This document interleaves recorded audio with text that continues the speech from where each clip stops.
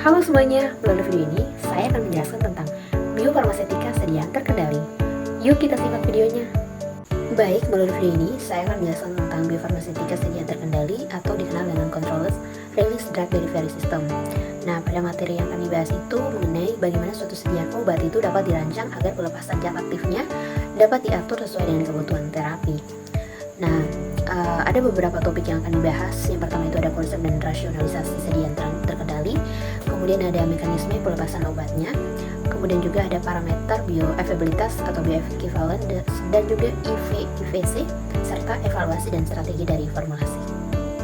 Baik, yang pertama itu mengenai konsep dan rasionalisasi sediaan terkendali. Nah, sediaan terkendali merupakan sistem pengantaran obat yang dirancang untuk mengontrol laju, waktu maupun lokasi pelepasan obat di dalam tubuh. Nah, dalam materi ini terdapat 3 jenis utamanya, yaitu ada delayed release, kemudian sustained release atau extended release, dan controlled release. Nah, yang pertama itu ada sediaan delayed release. Nah, sediaan delayed release atau sediaan lepas tunda adalah sediaan yang tidak langsung melepaskan obat setelah dikonsumsi, tetapi baru melepaskannya pada kondisi tertentu. Misalnya itu pada pH usus. Nah, contoh sediaannya itu adalah aspirin, saluenterik, dan juga omeprazole. Kemudian selanjutnya itu ada sustained release atau lepas lambat. Nah, sustained release atau lepas lambat ini merupakan sediaan yang melepaskan obat secara perlahan dan berkelanjutan sehingga kadar obat itu dalam plasma tetap stabil dalam waktu yang lebih lama. Contoh sediaannya itu seperti metformin dan juga metoprolol. Kemudian yang ketiga itu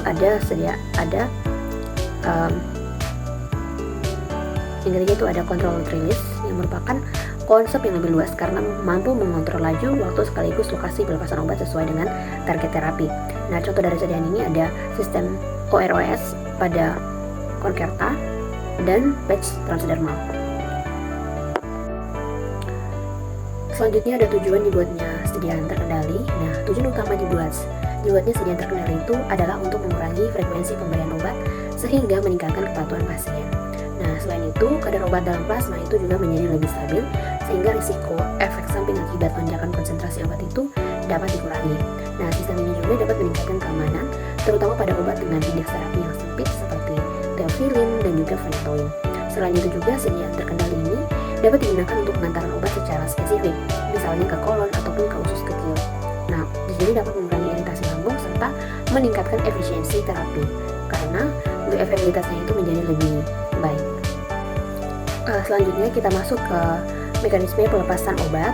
Nah, terdapat beberapa sistem utama, yaitu sistem matriks erosi, matriks difusi, sistem matriks membran atau reservoir, dan sistem osmotik OROS.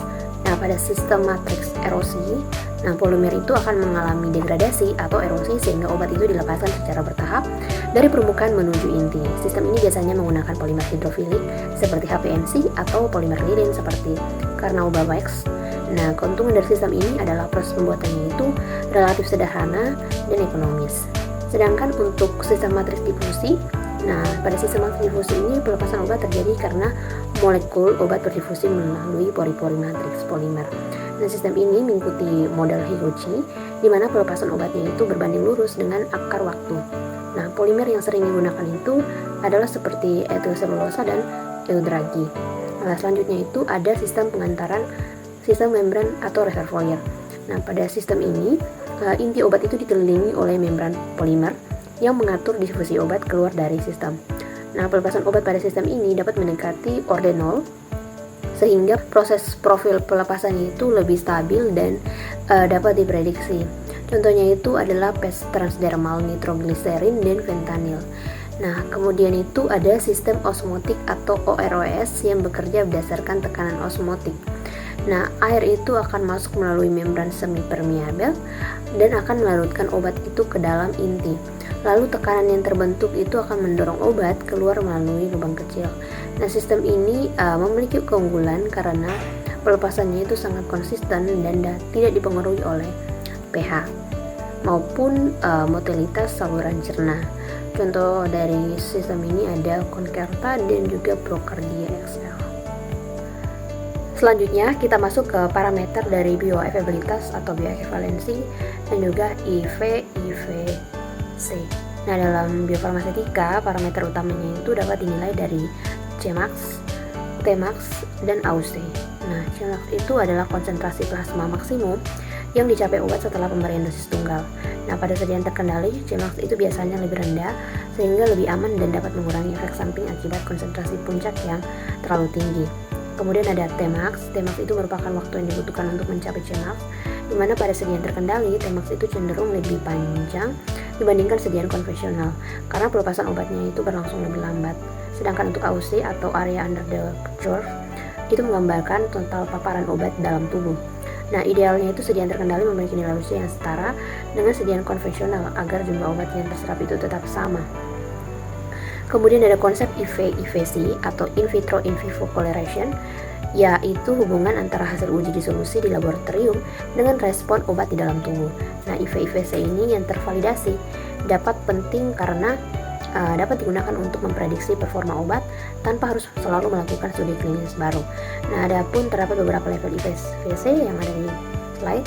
Yang paling tinggi itu adalah level A karena menunjukkan bahwa korelasi langsung antara profil disolusi dan absorpsi obat itu secara menyeluruh.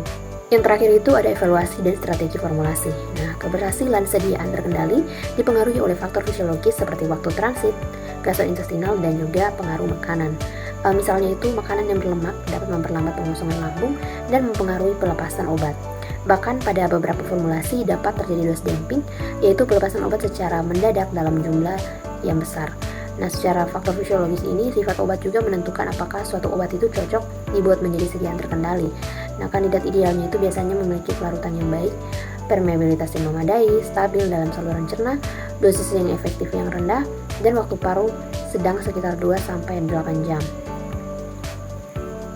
Nah, adapun evaluasi utama pada sediaan terkendali, dilakukan melalui uji disolusi in vitro, di mana uji ini bertujuan untuk memastikan bahwa pelepasan obat itu berlangsung sesuai dengan target pada tahap awal, tengah, dan akhir. Selain itu, ditentukan juga pengujian parameter fisik seperti kekerasan dan variabilitas tablet untuk menjaga integritas sediaan itu selama transit di saluran cerna. Nah, yang dapat disimpulkan itu sediaan terkendali merupakan sistem pengantaran obat yang dirancang untuk meningkatkan efektivitas terapi, keamanan, dan juga kepatuhan pasien. Nah, sistem ini memiliki berbagai mekanisme pelepasan seperti matrix, reservoir, dan osmotik. Nah, evaluasi farmakokinetik ini serta IV-IVC itu sangat penting untuk memastikan bahwa mutu dan performa sediaan. Dan juga keberhasilan formulasi ini juga dipengaruhi oleh faktor fisiologis dan juga sifat fisikokimia dari obat itu sendiri.